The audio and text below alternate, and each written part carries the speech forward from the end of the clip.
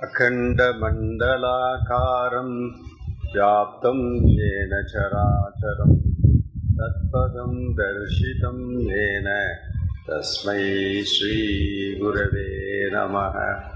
अज्ञानतिमिरान्धस्य ज्ञानाञ्जनशलाकया चक्षुरुन्मीलितं येन तस्मै श्रीगुरवे नमः। गुरुर्ब्रह्मा गुरुर्विष्णुः गुरुर्देवो महेश्वरः गुरुरेव परं ब्रह्म तस्मै श्रीगुरवे नमः।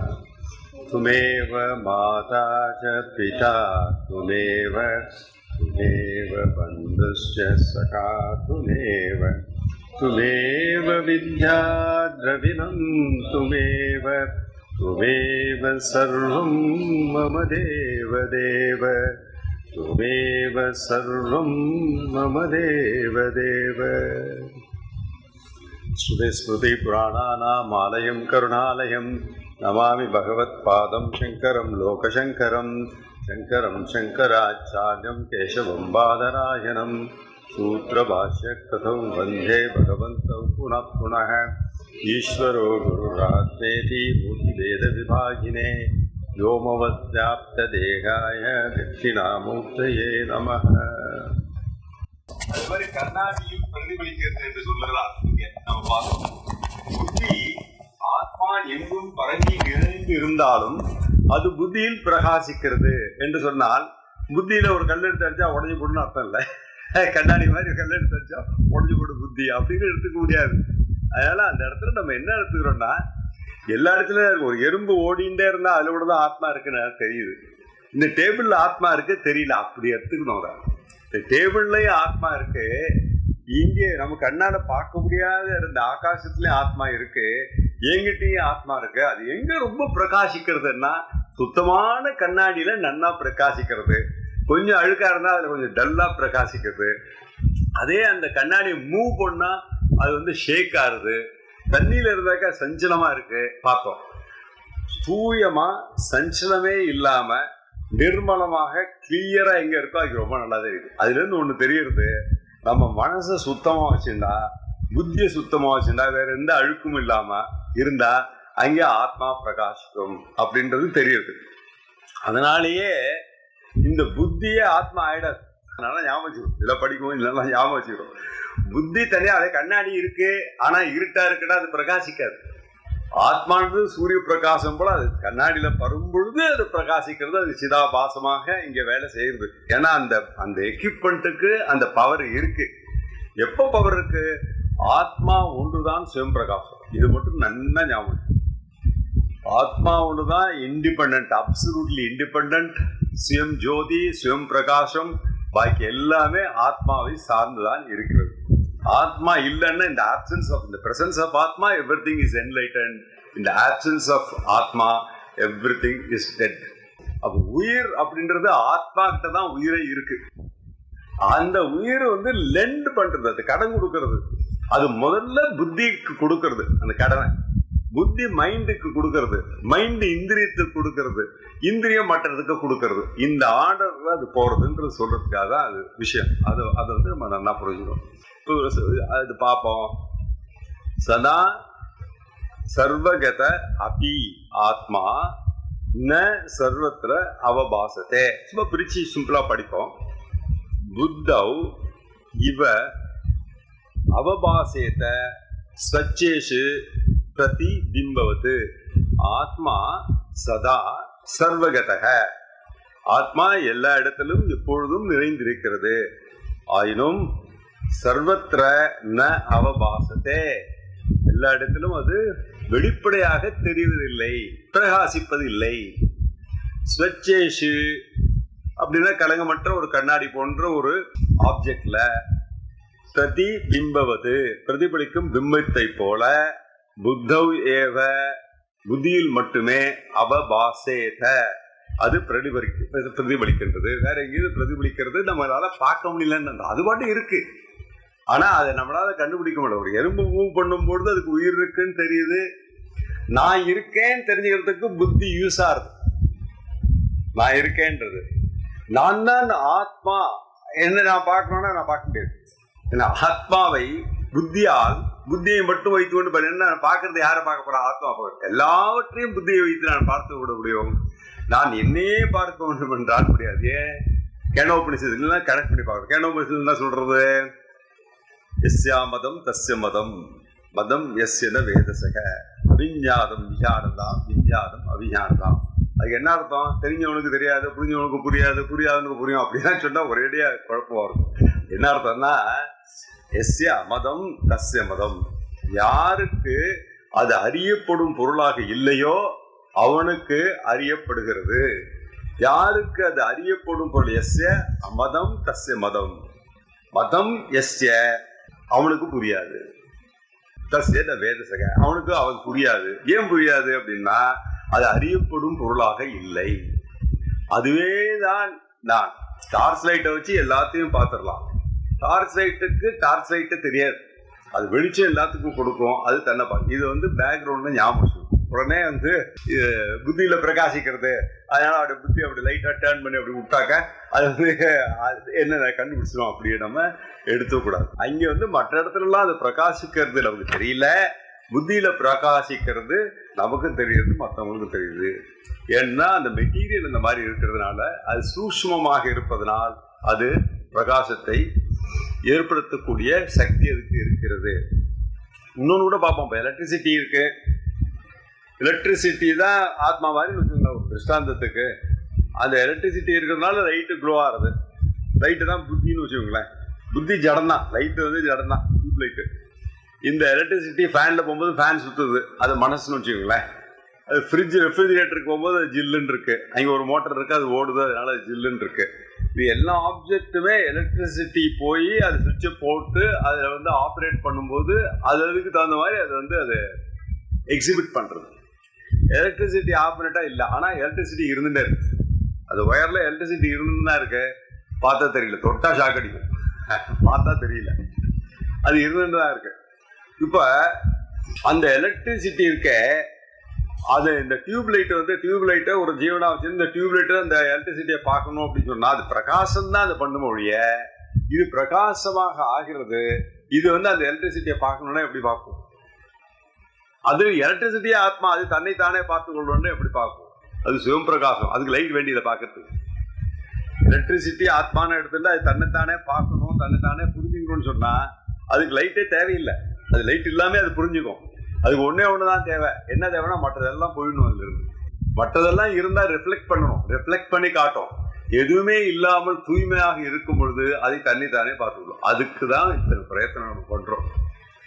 எல்லா விதமான அழுக்கையும் எல்லா விதமான எண்ணங்களையும் எல்லாவற்றையும் நீக்கிவிட்டு குருபமாக சாஸ்திரத்தின் துணை கொண்டு நாம் அதை தெரிந்து கொள்ளும் பொழுது அது நமக்கு அது ஸ்புரிக்கிறது சொல்லுவோம். It comes to light because the light itself cannot be light. அது ஞாபகம் வச்சு, அது பேக்ரவுண்ட்ல ஞாபகம் வச்சு இதை படிக்கும். இதுல ஒரு அண்டர்ஸ்டாண்டிங்காக தான் ஆத்மாவை அனாத்மாவை பிரிக்கிறோன்றத முக்கியமா தெரிஞ்சுக்கணும். அப்ப இந்த செகண்ட் ஸ்டேஜ் போவோம். இந்த ஃபர்ஸ்ட் ஸ்டேஜ்ல இருந்து முதல்ல இதை பிரிச்சு பார்க்கணும் தெரியுது. இதெல்லாம் எங்கேருந்து வர்றது தெரியுமோ? நமக்கு ஃபர்ஸ்ட் ஒரு இது பார்த்தோம், டிஸ்கிரிப்ஷன். ஆத்மா 5 பிரின்சிபல் பத்தி சொன்னேன் இல்லையா? Not a part product property of the body. அது உடலோட ஒரு பகுதியோ உற்பத்தி பொருளோ அல்ல. அது இண்டிபெண்டன்ட் பிரின்சிபல், தனித்து இருப்பது, அது உடலை சார்ந்து இல்லை. அடுத்தது it is not limited by the boundary of the body. இது அந்த 3வது இடத்துல தான் வருது. இது இந்த 5 நீ ஞாபகம் வச்சுட்டே இருக்கணும். இனிமே வரக்கூடிய அத்தனை ஸ்லோகத்திலையும் இந்த 5 பிரின்சிபல்ல ஒரு பிரின்சிபல் தான் ஆதிசங்கர் எக்ஸ்பிளைன் பண்ண போறார். இப்போ இந்த 3வது principal not limited by the boundaries of the body. உடலின் பரிமாணத்தினால் இது வரையறுக்கப்படவில்லை. அது புத்தியில் பிரகாசிக்கிறது, ஆனால் புத்தியில் மட்டும் இல்லை என்பதை ஞாபகம். புத்தியில் பிரகாசிக்கிறது எல்லாத்துலயும் இருக்கு, புத்தியில பிரகாசிக்கிறது. புத்தியோ பாடியோ அதை பைண்ட் பண்ண முடியாது என்பதை ஞாபகம். அப்ப ஜட விவேக சித் ரெண்டையும் பார்த்தோம்னாக்க ஜடம்ன்றது என்ன? அது மித்யா. அது சத்துமில்லை அசத்துமில்லை, இருப்பது போல் தோன்றுகிறது, ஆனால் விசாரணை செய்யும் போது மறைந்து விடுது. மித்யா அல்லது மாயை பத்தி நம்ம நல்லா தெரிஞ்சுக்க வேண்டிய விஷயம் 2 விஷயம். ஒன்று, அதை தீவிரமாக விசாரணை செய்தால் அது இல்லாமல் போய்விடுகிறது. விசாரணை செய்யும்போது that which on enquiry disappears is mithya, that which is continuously changing is mithya, that which never changes is atma, that which is everywhere is atma. இதுதான் ஃபண்டமெண்டல் டிஃபரன்ஸ். பாக்கி டிஃபரன்ஸ்லாம் நமக்கு இருக்கு, நித்தியம், சத்தியம், அகந்தம், அஸ்பர்ஷம், அதெல்லாம் இருக்கு. இருந்தாலும் என்னன்னா புரிஞ்சுக்கிறதுக்கு, ரெண்டையும் டிஃபரன்ஷியேட் பண்ணி புரிஞ்சுக்கிறதுக்கு மாறிண்டே இருக்கும். மித்தியன்றது ஒரு மாதிரி இருக்காது. ஒரு இரும்பு சும்மா விட்டா ரஸ்ட் பிடிச்சிடும். ஒரு வீட்டையே நம்ம வந்து 2 மாதம் வந்துட்டா திரும்ப போய் சென்னையில இங்கே பார்த்தா ஒட்டடா இருக்கும். ஏதாவது ஒரு சேஞ்ச் நடந்துட்டே இருக்கும். தட் இஸ் மித்யா. சேஞ்ச் இருந்ததுன்னா அது மித்யா. இது உடம்ப ஒண்ணுமே நான் பண்ணல, நான் அப்படியே இருக்கேன், மார்க்கண்டேய மாதிரி இளமையான முடியாது. ஜென்மம் ரித்து ஜரா வியாதி துக்க தோஷ அனுதர்சனம் அஸ்தி ஜாயதே வர்த்ததே விபரிடமதே அபச்சியதே வினஷ்யதி. அது மாறிண்டே தான் இருக்கும். அதை விட்டா அது வந்து மாயை நித்யான்றது always it is subject to change. அந்த சேஞ்ச் ஸ்லோவா இருக்கலாம், இல்லது ஸ்பீடா இருக்கலாம். பாலை உரக்குத்தி வச்சா உடனே நைட்டோடு தயாராகிடுறது. ஆனா ஒரு இரும்பு துருப்பிடிக்கிறதுக்கு கொஞ்சம் நாளாகும். நம்ம உடம்பு ஓல்ட் ஆகி போறதுக்கு மேக்சிமம் ஒரு 100 years ஆகும். ஆனா 100 yearsக்கு அப்புறம் போய் தான் ஆகும். அந்த சேஞ்சஸ் இருக்கும். ஜடவஸ்து அப்படின்றதுக்கு சேஞ்சஸ் இருக்கு அப்படின்றத புரிஞ்சுக்கணும். அனாத்மா சித்துன்றது அது சத்தியமாக இருக்கிறது, அது ஆத்மாவாக இருக்கிறது. அந்த சித்து தான் சத்தியம், அது ஆத்மாவாக இருக்கிறது. ஜட அப்படின்றது மித்யாவாக இருக்கிறது, அது ஆத்மாவாக இருக்கிறது, அது மாறிக்கொண்டே இருக்கிறது என்பது இதை தெரிஞ்சுக்க வேண்டிய ஒரு விஷயம். கர்நாடகில் பிரதிபலிக்கிறதுனா இந்த ஆஸ்பெக்ட்ஸ்லாம் அதுக்கு இருக்கு அப்படின்றது நம்ம தெரிஞ்சுக்கணும். நம்ம ஏற்கனவே ஒரு திருஷ்டாந்தம் பார்த்தோம். மூன் லைட், சன் லைட் மூன்ல ரிஃப்ளெக்ட் ஆகும்போது மூனோட ரவுண்டு மட்டும் தான் தெரியறது. அதுக்கு மேல அந்த பக்கமும் தெரியல, இந்த பக்கமும் தெரியல. அந்த இடத்துல வந்து சன்லைட் இல்லைன்னு அர்த்தம் இல்லை. அந்த திருஷ்டாந்தம் தான் இந்த புத்தி ரெஃப்ளெக்ட், கண்ணாடியில் ரிஃப்ளெக்ட் ஆகிறதுக்கு நல்லா பர்ஃபெக்டா மேட்ச் ஆகுது. மற்ற இடத்துல எல்லாம் சன்லைட் பட்டாலும் நமக்கு தெரியல, நமக்கு புலப்படல அது இருக்கிறதா. ஆனா அந்த மூன் இருக்கிற சர்ஃபேஸ் ரவுண்டா தெரியுது. அதே அந்த மூணு பொசிஷன் சேஞ்ச் பண்ணிட்டுன்னா பிறையாயிடும், ஒரு நாளைக்கு தெரியாம போயிடுது. மற்ற இடத்துலலாம் சன்லைட் இருக்குதான் செய்யுது. மூணுல இருந்து கொஞ்சம் தூரம் தள்ளி பார்த்தோம்னா டார்க்கா தெரியுது, ஒன்றும் தெரியல, கண்ணுக்கு தெரியல. அதே மாதிரி நான் திரும்பவும் சொல்லியிருக்கேன், அவுட்டர் ஸ்பேஸுக்கு போனால் சன்லைட் இருந்தாலும் ஒன்றுமே தெரியாது. இந்த அட்மாஸ்பியரிக் ப்ரெஷர் இருக்கிற இடம், அட்மாஸ்பியர் இருக்கிற இடம் வரலும் தான் நமக்கு சன்லைட்டு கண்ணுக்கு தெரியும். அதுக்கு மேலே போயிட்டா ஒன்றுமே தெரியாது, எல்லாமே இருட்டாதான். ஸ்பேஸ்ஷிப்பில் வெளியில் போயிட்டாக்க எர்த்தோட அட்மாஸ்பியர் லெவலுக்கு மேலே போயிட்டா சன்லைட்டு கண்ணுக்கு படாது. ஏன்னா அது ஆப்ஜெக்ட் ரிஃப்ளெக்ட் பண்ணுறதுக்கு ஒன்றுமே இல்லை, டஸ்ட் பார்ட்டிகல்ஸ் இல்லை. இந்த பார்ட்டிகல்ஸ், அதனால தான் ஸ்கை ப்ளூ ஸ்கையாக தெரியுது. ஸ்கைக்கு கலர் கிடையாது, ஆனால் அது ப்ளூவாக தெரியறதுக்கு காரணம் என்னன்னா அதில் வந்து பார்ட்டிகல்ஸ் இருக்கு. அந்த சன்லைட்டை படும்போது ரிஃப்ளெக்ட் ஆகுது, அதுதான் நமக்கு ப்ளூ லைட்டாக தெரியுது. அதே மாதிரி தான் புத்தி. மற்ற இடத்துல ரிஃப்ளெக்ட் ஆகுது புத்தி, ஆத்மா. ஆனால் அது வந்து நமக்கு புலப்படலை, கண்ணுக்கு புலப்படலை. எல்லாம் மேட்டர் தான். ஆத்மாவை தவிர பாக்கி எல்லாம் மேட்டர். ஆத்மா இஸ் நாட் மேட்டர். மேட்டர்ல அது வந்து ரஃபா இருக்கிறது, சாலிட் மேட்டர் குவாலிட்டி கம்மியா இருக்கிறது, அதுக்கு அதுல வந்து ரெஃப்ளெக்ட் ஆகல. டேபிள் மாதிரி மேட்டர்ல ரெஃப்ளெக்ட் ஆகல, பிரெயின் மாதிரி இருக்கிற மேட்டர்ல நல்லா ரெஃப்ளெக்ட் ஆகுது அப்படின்ற விரலும் தான் இதை வந்து இந்த திஷ்டாந்தத்தை எடுத்துக்கும். இதுல இருந்து இன்னொன்று தெரியுது, மனசு வந்து சாந்த நிலையில அடங்கி இருக்கிறது, பிரசாந்த மனசு அப்படின்ற நிலைமையிலையும் மனசு ஸ்படிக்க மாதிரி. ஏற்கனவே ஒரு திருஷ்டாந்தம் மொத்தம், மனசு ஸ்படிக்க மாதிரி இருந்தால் அது வந்து கலரை அந்தந்த கலர், அதுக்குன்னு ஒரு கலர் கிடையாது. எந்த கலர் வைக்கணுமோ அது ரெஃப்ளெக்ட் பண்ணுறது. மனசு ஸ்படிக்க மாதிரி இருந்து அதே மாதிரி ஜலத்தில் வந்து சன்லைட் ரிஃப்ளெக்ட், மூன்லைட்டோ சன்லைட்டோ ரெஃப்ளெக்ட் ஆகும்போது சஞ்சலம் இல்லாமல் நிர்மலமாக இருக்கும்போது எப்படி பிரகாசம் பண்ணுறதோ அந்த மாதிரி ஒரு மனசையும் அந்த மாதிரி ஒரு புத்தியும் நம்ம தயார் பண்ணிண்டா அந்த ஆத்மாவை பற்றி புலப்படுறதுக்கு சான்சஸ் ஜாஸ்தி. நம்ம சஞ்சலம் இல்லாமல், மனசை சஞ்சலம் இல்லாமல் பண்ணிக்கணும், புத்தியை கிளியரா பண்ணிக்கணும், சித்த சுத்தி ஏற்படும். அதுதான் இந்த கர்மகாண்டம் ஃபுல்லாவே. அதுதான் கர்மயோகம் பண்றது, உபாசனா பண்றது, நம்ம வந்து சாஸ்திரத்துல சொல்லியிருக்க மாதிரி நடந்துக்கிறது. இதெல்லாம் எதுக்குன்னு கேட்டா, ஒன்ஸ் இந்த மனசு வந்து சித்தம் வந்து சுத்தி ஆயிடுதுன்னா அதுக்கப்புறம் ஆத்மாவை புரிஞ்சுக்கிறதோ இறைவனை புரிஞ்சுக்கிறதோ சுலபம். ஏன்னா மீதி எல்லா அழுக்கையும் ரிமூவ் பண்ணிட்டா மீதி என்ன இருக்கோ அதுதான் சத், அதுதான் சித், அதுதான் ஆனந்தம், அதுதான் ரியலான ஆனந்தம். அதனால ரிமூவ் பண்ற விஷயம் தான் கஷ்டமே ஒழிய அதுக்கப்புறம் அக்யூர் பண்ற விஷயம் ஈஸி தான். நம்ம எல்லாருமே ரிமூவ் பண்ண பாதி இது ரிமூவ் பண்ணியிருக்கோம், கொஞ்சம் ரிமூவ் பண்ணியிருக்கோம், அதோட அக்யூர் பண்றதுக்கு தான் கஷ்டமா இருக்கு. ஏன்னா புதுசா நம்ம ஒன்றும் அக்யூர் பண்ண போறது இல்லை, எல்லாத்தையும் ரிமூவ் பண்ணிட்டா மீதி என்ன இருக்கோ அதுதான் ஆத்மா அப்படின்றத நம்ம புரிஞ்சுக்கலாம். சரி, ஆத்மா ஒட்டுவதில்லை, அது ரிஃப்ளெக்ட் பண்ணுது. அந்த ரிஃப்ளெக்ட் பண்றது எப்படி அது ரிஃப்ளெக்ட் பண்ணாலும் அது ஆக்ட் பண்றதா இல்லையா?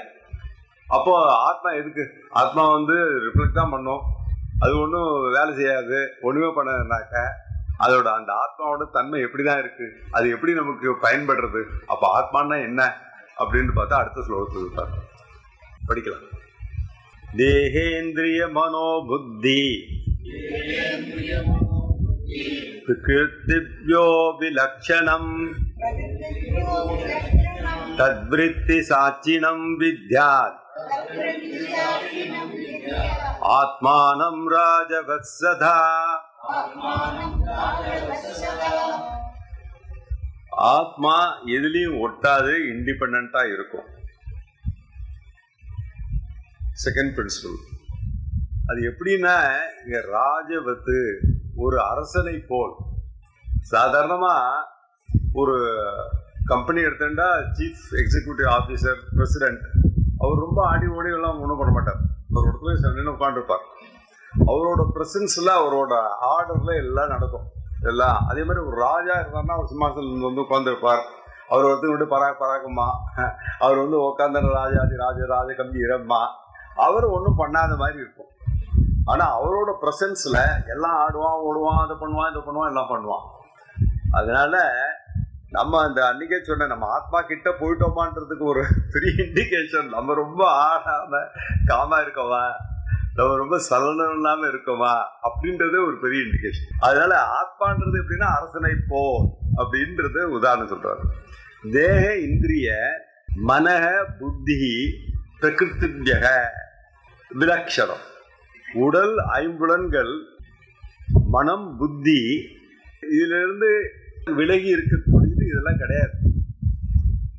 அப்படி தேக இந்திரிய மனக புத்தி பிரகிருத்திவ்யக, பிரகிருத்தினா மூல பிரகிருதி, இதிலிருந்து ஆகியவற்றிலிருந்து வேறுபட்டது விலக்ஷணம்.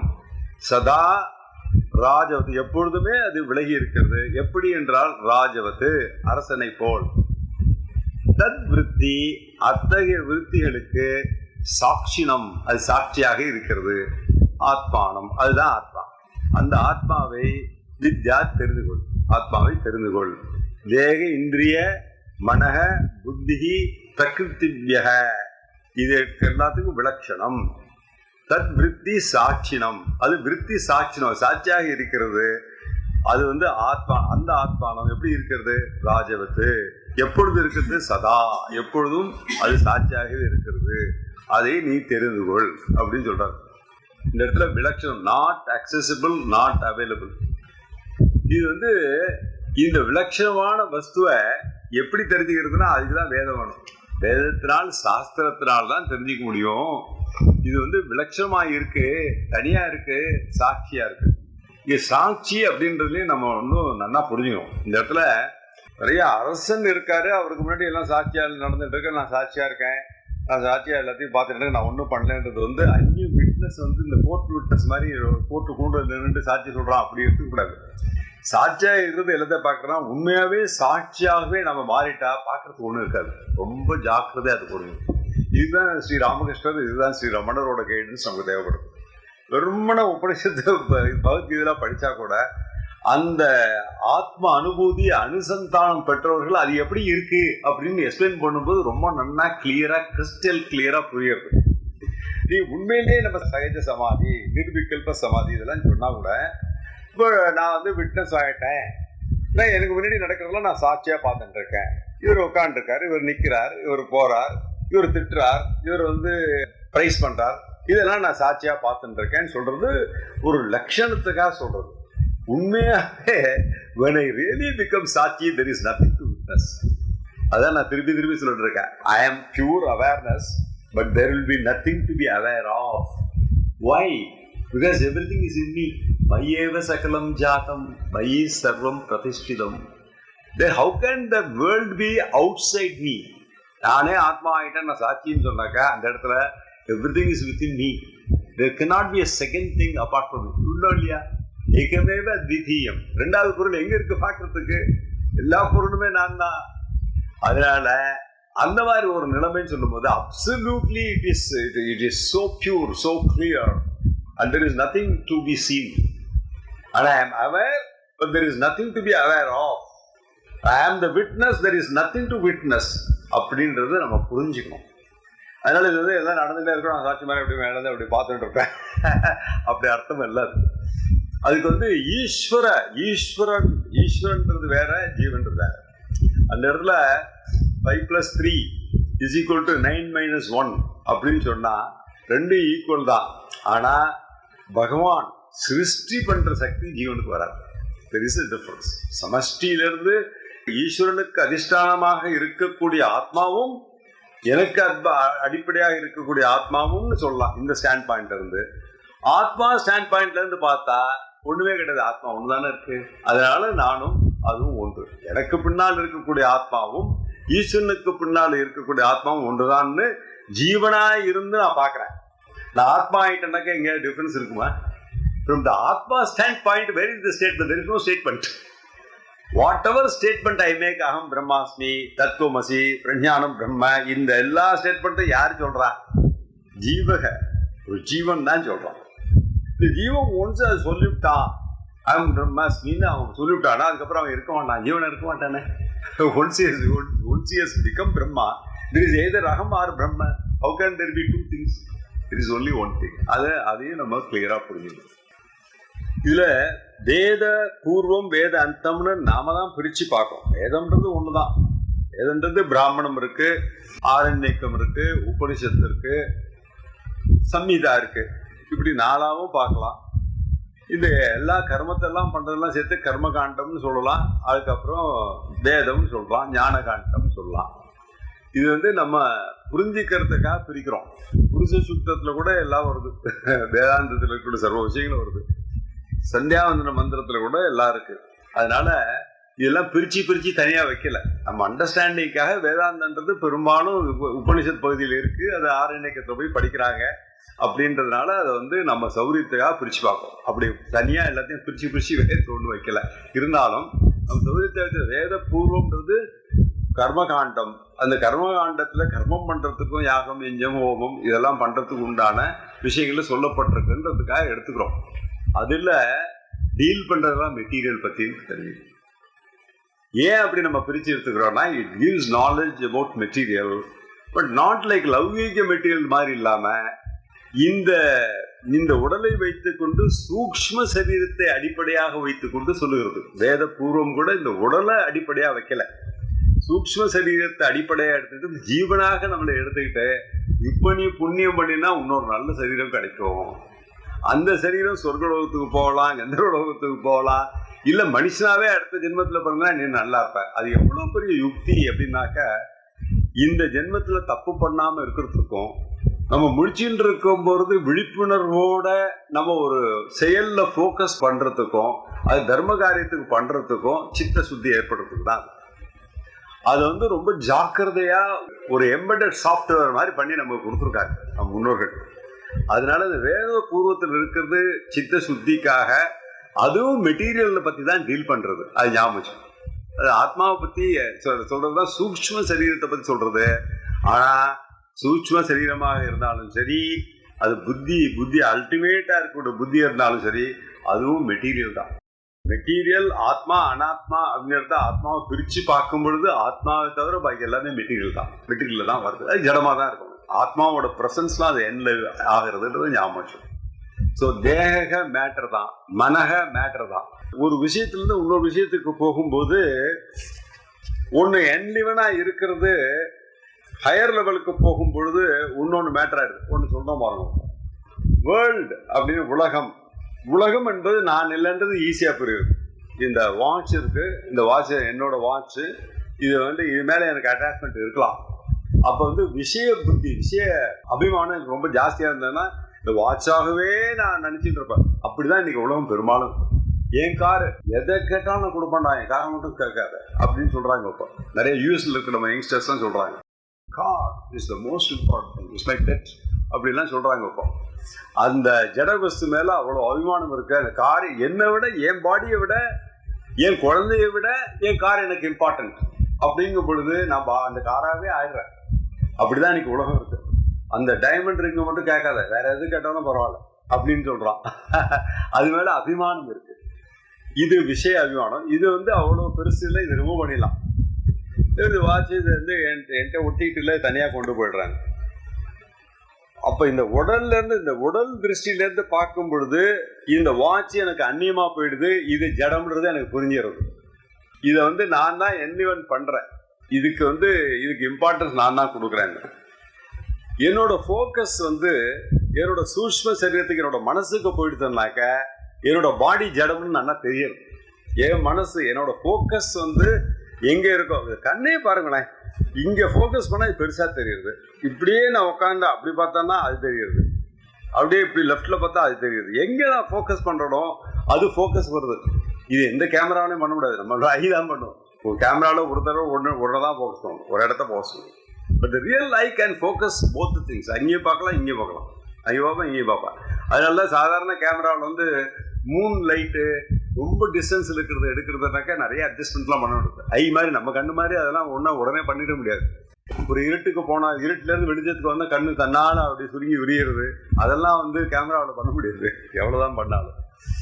அப்போது இந்த மனசோட நான் இணைஞ்சு போயிட்டேன் அப்படின்னு சொன்னாக்க அந்த உடல் டெட் மேட்டர்னு நல்லா தெரியுது. நான் எங்கே அசோசியேட் பண்ணணும். அப்போ புத்தியோடு நான் அசோசியேட் பண்ணும் பொழுது என் மனசு வேலை செய்யலைன்றது என் புத்தி. எப்படின்னா, இந்த கண்ணாடியை எடுத்துட்டு இப்படி பார்க்கும் பொழுது திஸ் இஸ் அன் ஆப்ஜெக்ட். இதை எடுத்து நான் துடைக்கிறேன். துடைக்கும் போது இது just an object. It's outside me. I have no connection with this glass. புரியுறதோ?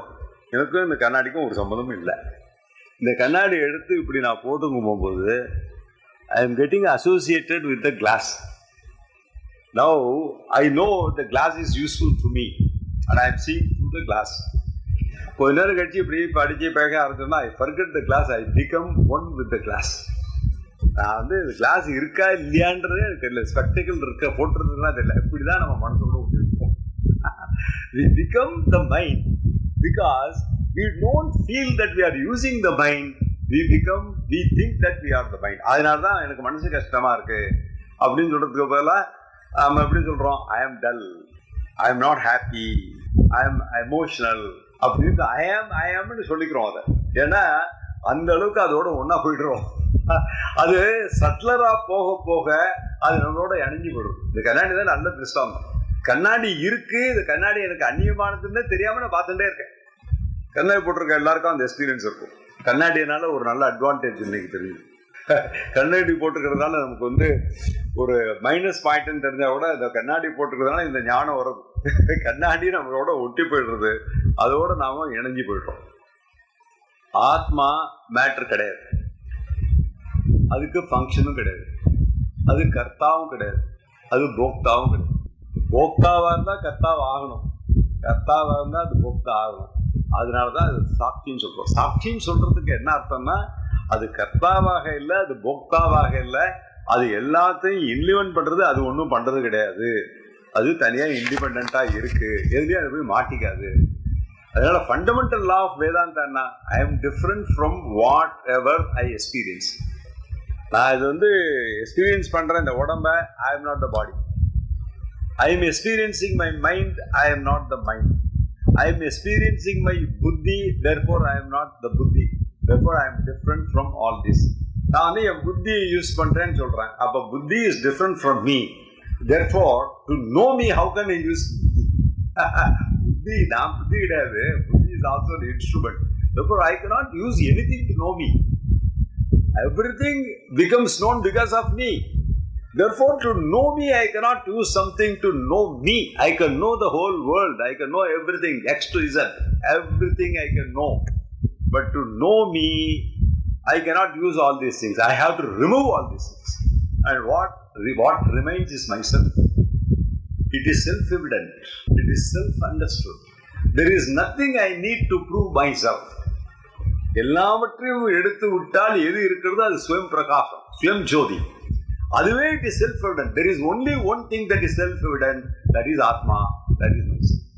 It needs nothing to lighten it, enlighten it. ஒரே வசுதான் அது எல்லார்ட்டையும் இருக்கு. உங்க எல்லார்ட்டையும் இருக்கு, என்கிட்ட இருக்கு, இந்த டேபிள்லயும் இருக்கு. Unfortunately table cannot do that. ஏன்னா அதுக்கு புத்தி அது என்லிவன் பண்ணக்கூடிய புத்தி அதுல இல்லை. ஆனா இந்த டேபிள் இந்த உலகத்துல சேர்த்து நம்மளையும் சேர்த்து பூமாதேவின்னு எடுத்துட்டா அதுக்கு ஒரு சூட்சும சரீரம் இருக்கு. அது சன்னு எடுத்துட்டா அதுக்கு ஒரு சூட்சும சரீரம். அந்த சூட்சும சரீரத்தோட பார்த்தோம்னா அதுக்கு அந்த சக்தி இருக்கு. ஆனா அது வெறும் ஜடமா பார்த்தோம்னா அதால ஒண்ணும் பண்ண முடியாது.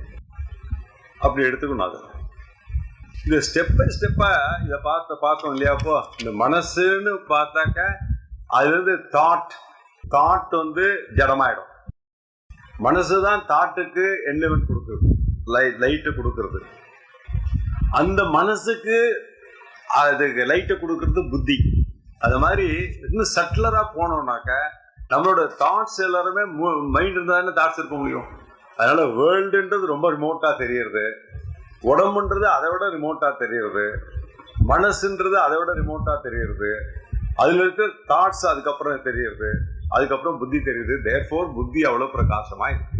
it is so intimate and close to ஆத்மா. அங்கேதான் அது ஃபர்ஸ்ட் பிரகாசம் பண்றது அப்படின்ற அண்டர்ஸ்டாண்டிங்ல இருக்கு. கடைசியில மீதி இருக்கிறது யாருன்னு கேட்டா the experiencer. one who experiences is left alone and he is there all the time. எனவே எக்ஸ்பீரியன்ஸரை போய் நான் எக்ஸ்பீரியன்ஸ் பண்றதுக்கு ட்ரை பண்ணக்கூடாதுன்றது அங்கேதான் தாத்பரியம். என்னை நானே புரிந்து கொள்கிறேன், என்னை நானாகவே இருக்கிறேன்னு சொன்னா நான் ஒரு ஆப்ஜெக்டா இல்லை அப்படின்றது இங்கே அந்த அளவுக்கு புரிஞ்சுட்டா போதும். இதுக்கப்புறம் இன்னும் டீப்பரா போனா சப்ஜெக்ட் ஆப்ஜெக்டே கிடையாது. சப்ஜெக்ட் ஆப்ஜெக்ட் உடம்புன்னு ஒன்று இருந்தாதான், இந்த உடம்பு வச்சு பேசும்போது தான் சப்ஜெக்ட் ஆப்ஜெக்ட்னு பேசுறோம். பட் அந்த ஸ்டேஜுக்கு இப்போ போக வேண்டாம். ஐ எம் த சப்ஜெக்ட் அப்படின்றது இப்போதைக்கு தெரிஞ்சுட்டா போதும். அதனால சப்ஜெக்டே தெரிஞ்சுக்கணும்னாக்கா இந்த ஆப்ஜெக்ட் தான் தெரிஞ்சுக்க முடியும். சப்ஜெக்ட் தெரிஞ்சுக்கிறதுக்கு மற்றது எல்லாத்தையும் ரிமூவ் பண்ணிட்டா போதும். அது சுயம் பிரகாசம் இருப்பதனால் அது தன்னை தானே தெரிந்து கொள்ளும். அதனால இதுக்கு எப்படி அது தன்னைத்தானே தெரிந்து கொள்ளும் சொன்னா ஆத்ம அனுசந்தானம், ஆத்ம அனுபூதின்னு ஒண்ணு இருக்கு. அந்த ஆத்ம அனுசந்தானம் அடைந்த மகான்களோடு நாம் இருக்கும் பொழுது அதை எளிதாக புரிந்து கொள்ள முடியும். அந்த ஆத்ம அனுசந்தானம் இப்ப ரமண மகரிஷிட்ட போய் சொன்னா ஒண்ணுமே புரியும், ஒண்ணுமே சொல்லாமே எனக்கு புரியுதுன்றான். வாஸ்தவம் தானே. அமிர்த பரமஹம்சத்தை போய் இருந்தாக்கா அவர்கிட்ட அவரோட சாநித்தியத்திலே அது புரியுதுன்றான். ஏன்னா அந்த சுயம் பிரகாசமாக ஆனவர்கள் அந்த விஷயத்தை நமக்கு வாயினால் சொல்லிதான் சொல்லணுன்ற அவசியம் கூட இல்லை. நம்மகிட்ட இருக்கக்கூடிய சக்தி அவரால் எடுத்து சொல்ல முடியாது. அது ஒன்றும் சந்தேகமே கிடையாது. எக்ஸ்பீரியன்ஸ் பண்ணவங்க சொல்றதான்னு செய்யறாங்க. அதனால 17வது ஸ்லோகத்துல மனோ புத்தியில் தான் ஆத்மா பிரகாசிக்கிறதுன்னு சொன்னாரு. 18வது ஸ்லோகத்துல ஆத்மா எக்ஸ்பீரியன்ஸ் செய்யக்கூடிய ஆப்ஜெக்ட் அல்ல என்று சொல்லுறாருன்னு புரிஞ்சுக்கணும். அதான் விஷயம் இந்த இடத்துல. அது விட்னஸ் ஆக இருக்கிறது, சாட்சியாக இருக்கிறது. அப்படி எப்படின்னா அரசனை போல் அது ஓடி ஆடி வேலை செய்வதில்லை, அது ஒன்றும் கர்த்தாக இல்லை, அது எல்லாரும் வேலை வாங்கிறது, எல்லாத்துக்கும் விட்னஸா இருக்கு. அது எக்ஸ்பீரியன்ஸ் பண்றதுன்னா அர்த்தம். பாடி போன பிறகு ஆத்மாவாக நான் இருக்கிறேன், டிரான்சாக்ஷன் தான் இல்லை, நான் இருந்துட்டு தான் இருக்கேன். பாடி போன பிறகும் ஆத்மா இருந்துட்டு தான் இருக்கு, டிரான்சாக்ஷன் வியாபாரிகம் இல்லை. இது எப்படி ப்ரூஃப் அப்படின்னு கேட்டா நம்ம தூங்கும்போது டெய்லி அதான் நடக்கிறது. தூங்கும்போது எந்த விவகாரமும் இல்லை, புத்தி ஆப்சண்டா இருக்கு, ஆனா நான் இருக்கேன். புத்தி ஆப்சண்டா இருக்கு, அதனால ஒரு விவகாரம் இல்லை. நான் இருக்கனே இல்லையா? இருக்கனே. நான் என்ன எக்ஸ்பீரியன்ஸ் அந்த இடத்துல இருந்து நான் என்ன எக்ஸ்பீரியன்ஸ் பண்ணா, ஆனா அஞ்ஞானம் இருக்கு எனக்கு தெரியல. முடிச்சதுக்கு அப்புறம் நான் அந்த மாதிரி ஒன்று எக்ஸ்பீரியன்ஸ் பண்ணேன்றது முடிச்சதுக்கு அப்புறம் தெரியுது. தூங்கி கொண்டிருக்கும் போதே எனக்கு தெரியவில்லை. அதனாலதான் தூங்காமல் தூங்கின்னு அதை எக்ஸ்பிளைன் பண்றேன். முழிச்சுட்டு இருக்கும் போதே இந்த தூங்கும் போது நான் எப்படி இருந்தனோ அந்த எக்ஸ்பீரியன்ஸ் எனக்கு கிடைச்சிருத்தேன்னா அதுதான் ஆத்மா அனுசந்தானம். சிம்பிளா புரிஞ்சுக்கிறது. இங்க ராஜா அப்படின்னு ஏன் ஆச்சாரியா சொல்லிருக்காருன்னா 2 விதமா அது சொல்லலான்றான்.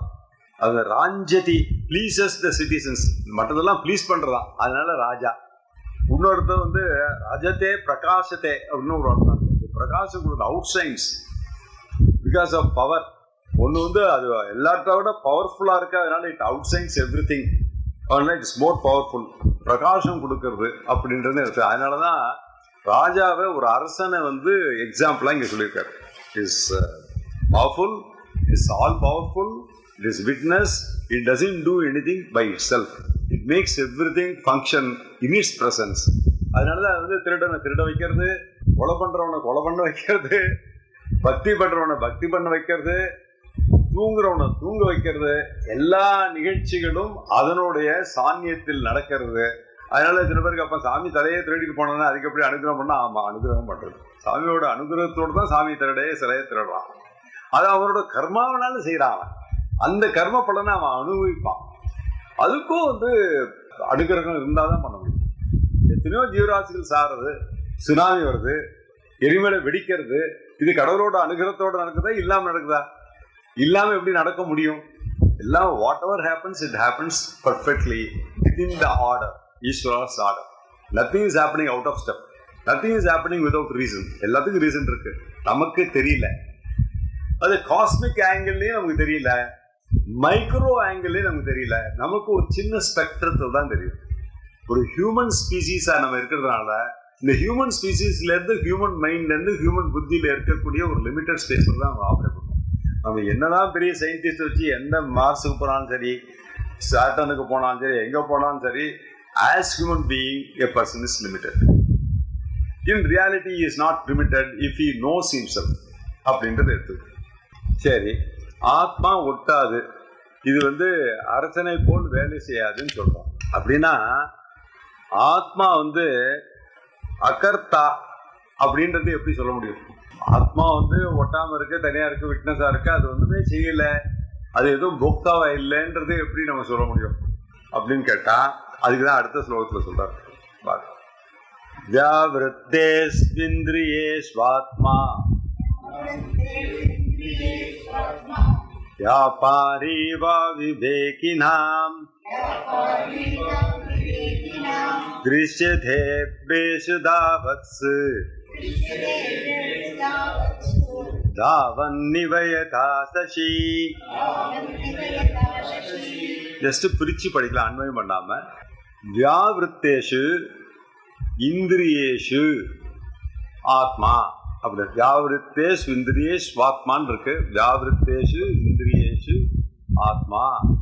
வியாபாரி இவ அவிவேகினாம், விவேகினாம் இல்லது அவிவேகினாம், அஞ்ஞானின்னு அர்த்தம். வியாபாரி இவ, வியாபாரம் செய்வது போன்று, அவிவேகினாம் அஞ்ஞானி.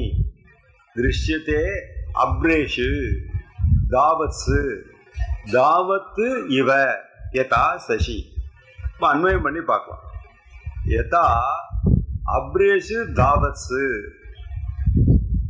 மேகங்களின் ஓட்டத்துல எவ்வாறு, மேகங்களின் ஓட்டத்தில், அப்ரேஷு தாவத்ஸு, தாவத்ஸ்னா ஓடுறது, அப்ரேஷு ஓவத்ஸு தேகம், அப்ரேஷுனா மேகங்களின், மேகங்களின் ஓட்டத்திலே சசி தாவத்து இவ, நிலவு ஓடுவதை போல் தோன்றுகிறது. நம்ம பார்த்துப்போம் குழந்தைகள்லாம். இப்போல்லாம் இந்த 3 பார்க்கறதே கஷ்டமா இருக்கு. இங்கே நேச்சரே நம்ம பார்க்கறது இல்லை. நேச்சராக பார்த்தா நிறைய குழந்தைகள் நம்ம பார்த்துருப்போம்.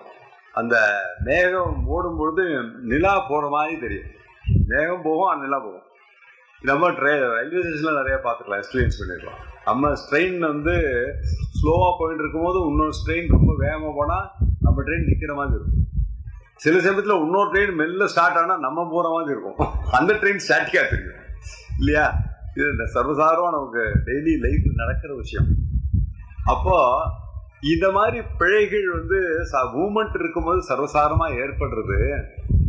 அது மாதிரி தான் இந்த வியாபிருத்தேசு, இந்த இந்திரியங்கள் எவ்வாறு, இந்திரியங்கள் மேற்கூட்டத்துல இருந்து நிலவு ஓடுவதை போல அவிவேகினாம் அஞ்ஞானிகளுக்கு, வியாபிருத்தேஷு இந்திரியேஷு, இந்திரியங்கள் வேலை செய்யும் சூழ்நிலையில், இந்திரியங்கள் வியாபிருத்தேஷு வேலை செய்யும் பொழுது, வியாபாரி இவ, வியாபாரின்னா நம்ம தமிழ் வியாபாரி இல்லை, வியாபாரின்னா செயல்படுவோம்னு அர்த்தம். அதனாலதான் வியாபாரம் சொல்றோம்.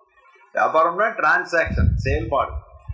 செயல்பாடு எவன் செய்கிறானோ அவன் வியாபாரி அப்படின்னு நம்ம எடுத்துக்கிறோம். வியாபாரின்னு நார்மல் அர்த்தத்துக்கு வந்து செயல்படுகிறவன்ற அர்த்தம். வியாபாரி இவன் செயல்படுகிறவன் போல ஆத்மா திருஷ்யதே. இந்த திருஷ்யத்தை வந்து 2 இடத்துல மேலையும் போட்டுக்கணும் கீழையும் போட்டுக்கணும். 2 இடத்துல யதா சசி திருஷ்யத்தே ததா ஆத்மா திருஷ்யத்தேன்னு எடுத்துக்கணும். இந்த இடத்துல ஆத்மா காணப்படுகிறது. ஆத்மா எப்படி வியாபாரி டிரான்சாக்ஷன் பண்றது போல தெரியுது. எப்படி டிரான்சாக்ஷன் பண்றது தெரியுதுன்னாக்க, எப்படி மேகங்கள் தான் மூவ் ஆகுது, ஆனா வந்து நிலவு மூவ் ஆகுறது போல நம்ம நினைச்சுக்கிறோம். அதே மாதிரிதான் இந்திரியங்கள் எல்லாம் வேலை செய்யும் பொழுது அது வேலை செய்யறது, ஆனா வந்து ஆத்மா நான் வேலை செய்யறேன்னு நம்ம நினைச்சுக்கிறோம். ஒரு இதுல கூட நீங்க போட்ல போகும்போது கூட பார்க்கலாம். போட்ல போகும்போது கூட மரம்லாம் மூவ் ஆகிற மாதிரி தெரியும். இந்த இடத்துல வந்து போட்ல போனோம்னாக்கா நம்ம மூவ் ஆகிற மாதிரி தெரியாது. ரோ பண்ணிட்டு போனவங்களுக்கு அந்த எக்ஸ்பீரியன்ஸ் இருக்கும், அது போற மாதிரி இருக்கும். இன்னும் போட்ல வந்து இதுலலாம் ரொம்ப டீப் லேக்லலாம் போனா, பெரிய பெரிய லேக்கு அமெரிக்காவில் ஜப்பான்லாம் ரொம்ப பெரிய லேக் இருக்கு. அதில் போனால் பின்னாடி தானே ரோ பண்ணணும், பின்னாடி பண்ணணும் இல்லையா? முன்னாடி பார்த்துட்டு பண்ண முடியாது. நம்ம எந்த டைரக்ஷனில் போகிறோமோ அது டைரக்ஷன் ஆப்போசிட்டில் தான் பண்ணி ரோ பண்ணணும். இப்படி ரோ பண்ணணும். அப்போ ரொம்ப தூரம் கரையிலேருந்து போயிட்டோன்னா திரும்பி பார்த்தா ஒன்று தெரியுது, பயமாக இருக்கும். எப்படி போகிறதுன்னு தெரியாது, ரொம்ப கஷ்டமாக இருக்கும். அந்த நேரத்தில் இது வேற, இந்த இடமாறு தோற்றப்படை வேற ஏற்படும். நம்ம போயிட்டு இருக்கோமா, அது ஐலண்ட் மாதிரி இருந்தால் அது போயிட்டு இருக்கான்னு தெரியாது.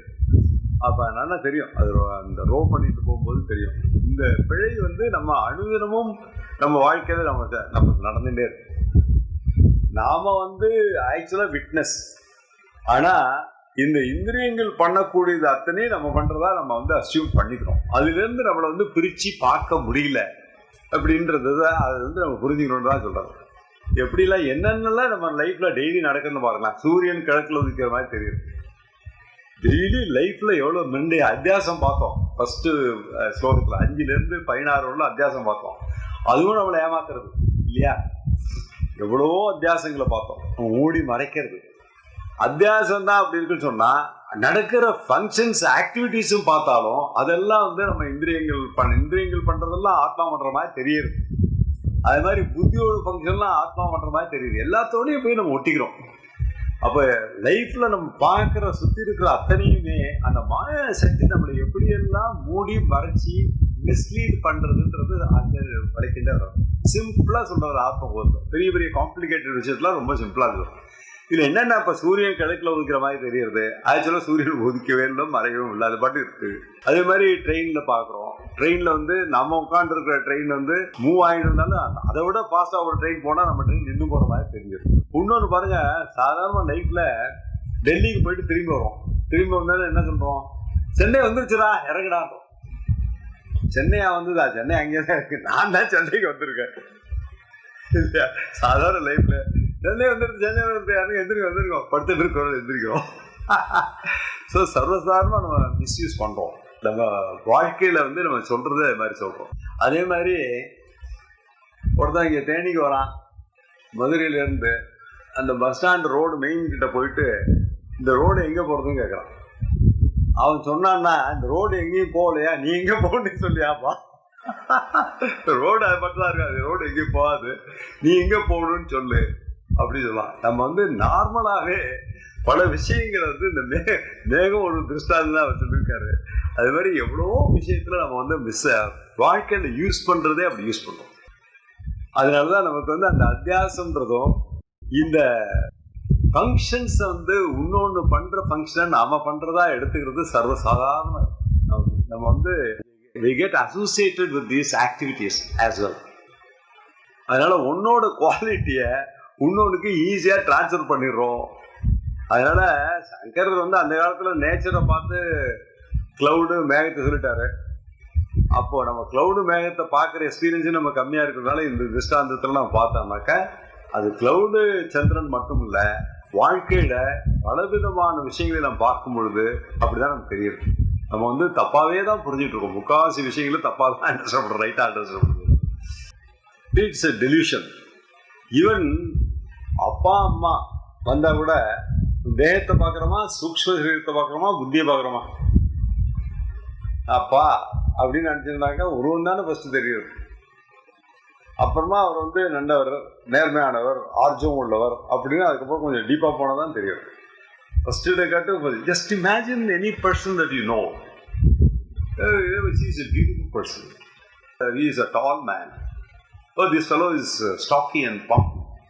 அப்படிதான் நமக்கு ஞாபகம் வருது first எடுக்காட்டு. Even in imagination, what is that we think of a person? அந்த பர்சன்னாக்கா அந்த பர்சனோட உடலா, உள்ளமா, புத்தியா, அவருக்கும் எனக்கும் உள்ள ரிலேஷன்ஷிப்பான்னு பார்த்தா ஃபர்ஸ்ட் நமக்கு மைண்டுக்கு வர்றது இந்த ஃபிகர், நாம ரூபம் தான் வருது.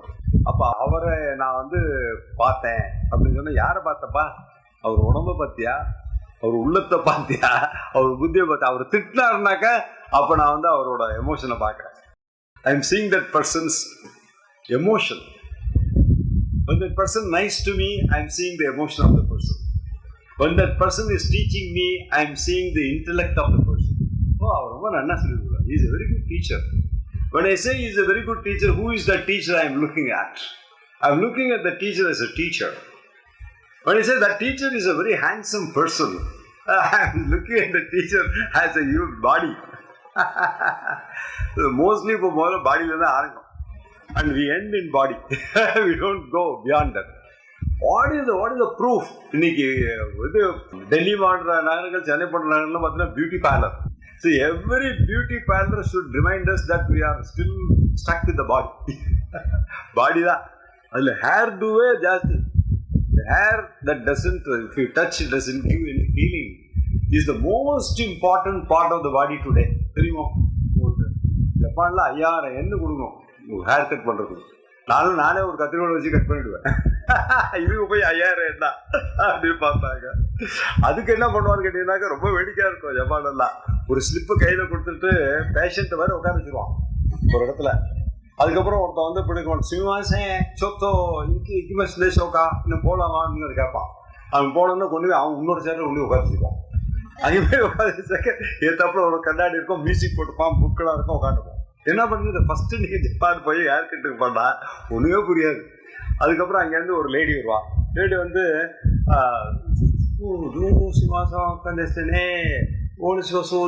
அப்படி என்னென்னமோ சொல்லுவாள். இது வந்து இது இங்கே ஸ்டார்ட் பண்ணுமா, இது இங்கே லாங் பண்ணுமா, இது எப்படி பண்ணணுமா, அப்படி போனால் ஏதோ கேட்பான்.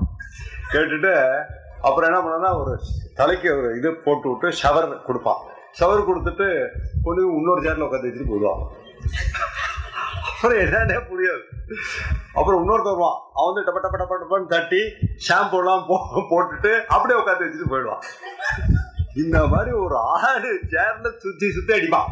அடிச்சுட்டு கடைசியில் ஒருத்தர் வருவான். அவர் தான் is the master hair cutter, technician. அவர் வந்து அவரு ஒரு 4-5 கேள்வி கேட்பார். அவன் வந்து ரொம்ப சோசி மாச கணே எவ்வளோ ரொம்ப லாங்காக பண்ணணுமா, ஷார்ட்டாக பண்ணணுமா, இதெல்லாம் திருப்பி ஒரு தூரம் கேட்பான். அவங்க ஒண்ணுமே தெரியாது, எதையாவது ஒண்ணு பண்ணி என்ன அனுப்பியா. அது மாதிரி அவ்வளவு ப்ராசஸ் பண்ணி 5000 எண்ணெயும் வாங்கிடுவான். அதை பார்த்தா ஒருத்தர் கியூபின்னு ஒருத்தர் ஆரம்பிச்சான். அதுக்கு ரெவல்யூஷனரியா ஆப்போசிட்டா ரயில்வே ஸ்டேஷன் கியூபி அப்படின்னு அது இப்போ சிங்கப்பூர் கூட வந்துருக்குது. அந்த கியூபின்னா என்னன்னு கேட்டா நேர் ஆப்போசிட்டா பண்ணலாம். 10 minutes 1000 and charge 10 minutes and there will be 3 signals. இதெல்லாம் பாருங்க எவ்வளோ டெக்னிக் ஹேர் கட்டுங்க. ஒரு டெக்னிக் அது வந்து கிரீன் இது எல்லோ ரெட் இருக்கும். ரெட் இருந்தாக்கா 15 minutes ஆகும், கிரீன் இருந்தால் 10 minutes ஆகும், எல்லோ இருந்தால் 12 minutes ஆகும். எவ்வளோ பேர் வெயிட்டிங்கிறது வெளியில் தெரியும். இங்கே ரயில்வே ஸ்டேஷன்லேருந்து வெளியில் போகும்போது ஆற்றுக்கு போகும்போது ஹேர் கட் பண்ணிட்டு போயிடலாம். அது வந்து அவ்வளோ ஹைஜீனிக்காக பண்ணலாம். அது அப்படின்னு சொல்லிட்டு கியூபின்னு பேர் அதுக்கு. அதுக்கு என்ன கியூபின்னா என்னன்னு எந்த ஜப்பனீஸ்லாம் போய் கேட்டேன், ஒருத்தருக்கும் தெரியல. கடைசியில் இன்டர்நெட்லாம் சர்ச் பண்ணி பார்த்தேன். அது பார்த்தா ப்ளூ ஓஷன் தேரி டெக்னாலஜின்னு ஒரு டெக்னாலஜி. அது என்னன்னு தனியாக கிழங்கு சொல்கிறேன், அது பெரிய கார்பரேட் சீக்ரெட். அதில் அதுக்கு பேர் என்ன வச்சுருக்கேன்னா கியூப் பியூட்டியா. அதுக்கு கியூபின்னா கியூப் பியூட்டி. அது குவிக் பியூட்டின்றது வந்து அவன் கியூபின்னு வச்சுட்டான். அது பியூட்டின்னு அது சொல்கிறது இல்லை. அது தெரிஞ்சுக்கணுன்னா அதுக்கு நிறையா இந்த கூகுளெல்லாம் போய் சர்ச் பண்ணி தான் கண்டுபிடிக்க வேண்டியிருக்கு, யாருக்கும் தெரியல. So the part which cannot give you even the feeling of touch is the most important thing. அந்த அளவுக்கு ஒரு தேக அபிமானத்தோடு நம்ம இருக்கிறதுனால ஆத்மா becomes remoter. It's difficult in the present day because we are being diverted, distracted. Distractions நிறையா பண்ணுறதுக்கு நிறைய விஷயங்கள் வந்து உலகத்தில் வந்திருக்கு. அதெல்லாம் ரொம்ப மட்டும் ஒன்று ஒன்றா உள்ளே போகிறதுக்கு கொஞ்சம் கஷ்டமாக இருக்குது. அதுதான் இந்த இதில் சங்கரர் வந்து அந்த காலத்தில் நேச்சர் வந்து ஈஸியாக பார்த்தா, அதனால மேகத்தையும் சந்திரனத்தையும் சொல்லிட்டார். ஆனால் அதை விட இப்போ ரொம்ப காம்ப்ளெக்ஸாக இருக்குது. Life has become very complicated. இந்த காம்ப்ளிகேஷன்லேருந்து நம்மளை சிம்பிளிஃபை பண்ணிக்கணும் ரியல் லைஃப்பில். தட்ஸ் வை ஒரு நாள் சொன்னாங்க, most powerful thing is simplicity. Simple எவ்வளவு சிம்பிளாக இருக்கமோ அவ்வளோ தூரம் நம்ம ஆத்மா கிட்ட போகிறோம். The more we complicate our life, we are farther from ஆத்மா. அது ஒன்றும் சந்தேகம் இல்லை. எல்லாத்தையும் நான் வச்சுட்டு இருப்பேன், ஆனால் இந்த மூட்டையெல்லாம் தூக்கிட்டு ஆத்மாவோட போவேன் அப்படிதான் கஷ்டம்தான். எந்த அளவுக்கு இந்த மூட்டையெல்லாம் இறக்கி விடுறோம் அப்படின்றத பொறுத்து தான் our journey is exactly dependent on that. How less we have makes our journey easier and better. பாக்கி நாளைக்கு பார்க்கலாம். ஓம் பூர்ணமதః பூர்ணமிதம் பூர்ணாத் பூர்ணமுதச்யதே பூர்ணஸ்ய பூர்ணமாதாய பூர்ணமேவாவசிஷ்யதே. ஓம் சாந்தி சாந்தி சாந்தி. ஹரி ஓம்.